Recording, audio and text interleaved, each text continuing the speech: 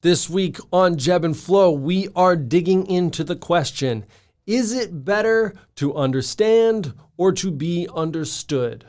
Now, I think we all know the answer to that question. Of course, it's better to understand. So why is it that we spend so much of our time trying to make sure that we are understood rather than seeking to understand? The need to be understood is selfish. It is rooted in ego. In many cases, in most cases, it will not result in the desired outcome. Yet, time and time again, all we are focused on is our need to feed the ego and to be understood. So this week, we're going to talk about some ways in which we can try to seek to understand rather than to be understood.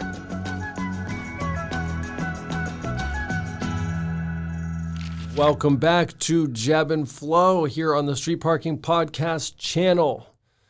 If you are in a place where you can close your eyes, sit up tall.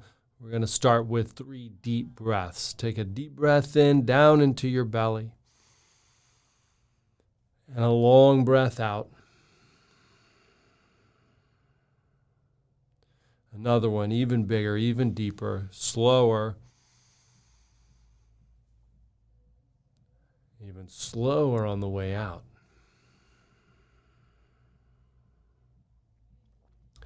Last one, down into the belly, into the rib cage, feel it expand.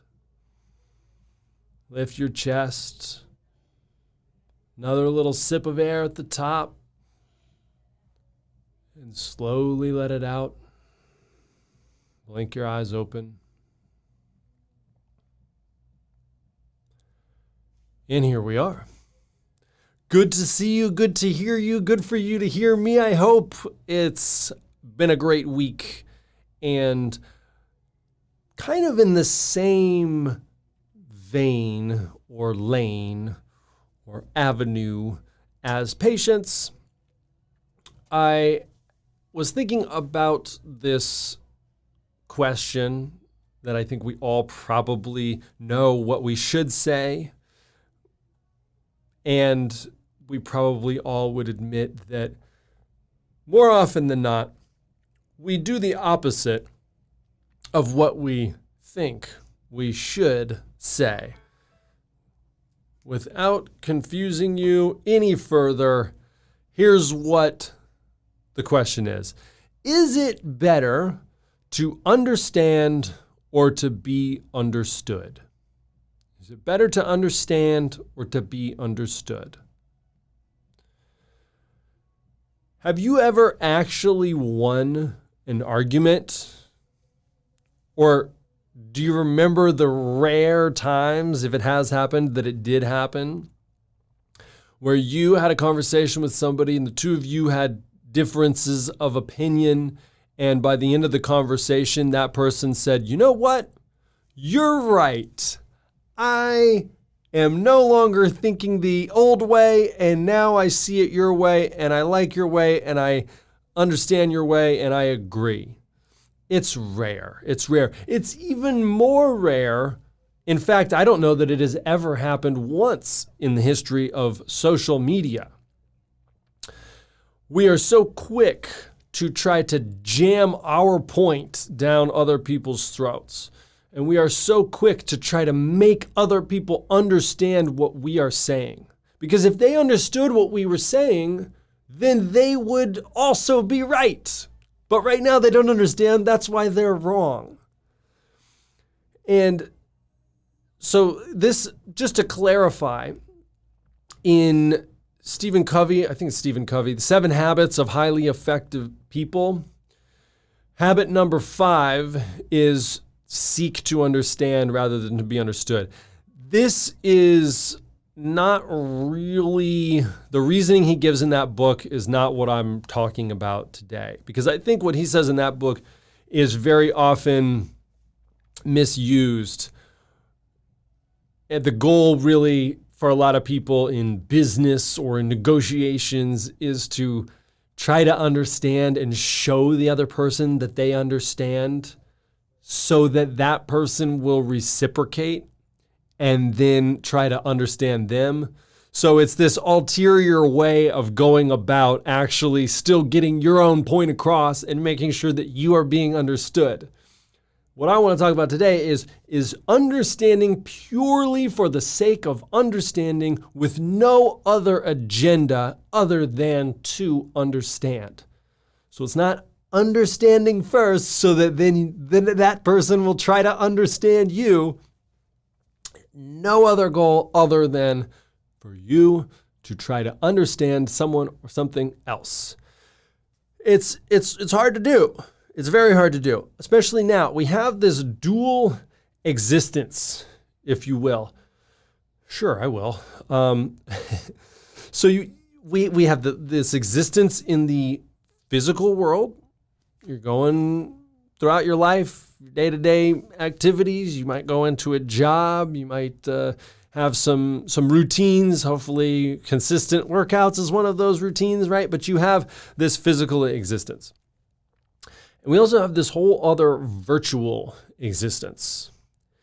And the virtual existence is a very interesting phenomenon, one that I think we really, none of us actually understand. We certainly don't understand the implications of having an online persona, because it really is so new that we don't know how it's affecting our brains, our happiness, our productivity. There is research for sure on it, but it's not that much because it's only been around for a short time. So we really don't know what the long-term effects are. And I think it's going to be super interesting to learn more about that. But if you think about it, it's weird. It's weird. Social media is weird. You know, you're like putting stuff up pretty much to the public, to anybody that wants to look, and saying like, hey, look at me. Look at this thing that I did. Look at me, doing this activity. Look at me. Why? It's so strange.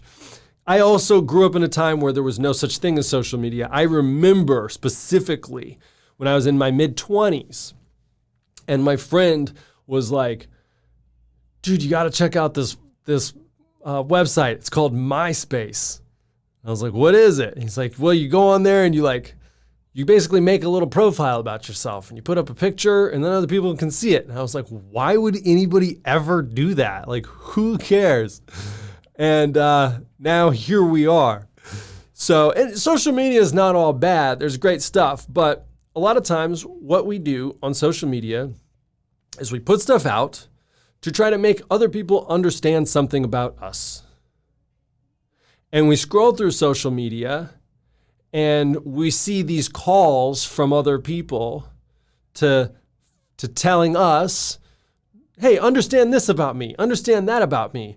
But a lot of what they're putting out is not super authentic, right? You don't post what you look like in the morning on social media. You're posting the best pictures you can find. You're curating this online existence, this virtual existence. And it can be very confusing to try to understand that. So I'm not suggesting that we start with social media. I'm suggesting that when it comes to social media, maybe just recognize that there is a difference between the physical and the virtual. But I think that right now, seeking to understand rather than to be understood is extremely important, maybe more important than it's ever been. There is a lot of conflict and confrontation and refusal to listen. There's a lot of aggression. It's happening in the physical. It's happening in the virtual space. It's happening all over the media. In fact, the only place I feel like it's not really happening is in my immediate life. And I think that for a lot of people, that is also true. Something to pay close attention to. Those loud voices coming out of the screens, they might not be telling us the whole story. Anyways, what I think is important is to try to understand things that we don't understand. Try to understand things that maybe we even have a little bit of a resistance to. It's really hard to do. But if we could all just take a step back and seek to understand rather than to try to be understood, I think some really cool things would happen. Some really cool things would happen. And most importantly, stress, anxiety, compassion, love for one another, those would all move towards more appropriate levels. So really, that's what the action item is for you this week, is to ask questions. I want you to ask questions. Ask questions of people or of things that you want to try to understand better. If there are certain things that really fire you up, maybe don't start there. Maybe you just start with somebody that you know, that you like, that you care about, and try to understand something about them. Try to have a conversation where you go as long as you can without offering any of your own opinions. You know, so if I go to Salvi here and I'm like, hey, Salvi, what's going on? How you doing? And he's like, good. And I'm like, oh, cool. What good has happened? What's good with you today? Like, what good stuff has happened so far? And he's like, oh, well, it's a beautiful day outside. And I'd be like, oh yeah, it is a beautiful day outside. What do you think's the most beautiful thing about it? What's your favorite part of the day? Well, I really like it when there's nice clouds outside. Oh, you like clouds? I like clouds. Clouds are cool. And then you just go on and you try to understand, well, what are the clouds like here compared to other places that you've lived? What do you think clouds come from? I don't know, right? I'm just kind of freestyling something here, but try to go as far as you can, where all you're doing is seeking to understand. And if you're up for it and you feel like you can keep your emotions in check, I would encourage you to seek out, try to understand ideas, philosophies, people that you feel like maybe don't necessarily align with your own values, or you're not sure.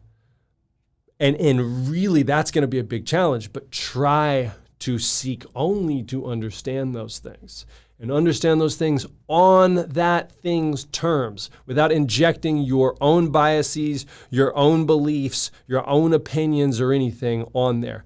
Simply try to understand. No one will get hurt. You won't get hurt. In fact, we will emerge stronger if we take a little bit of time, we dedicate some time and be intentional about it, deliberate about it, to simply try to understand. I love you. I hope you have a great week. Talk to you soon.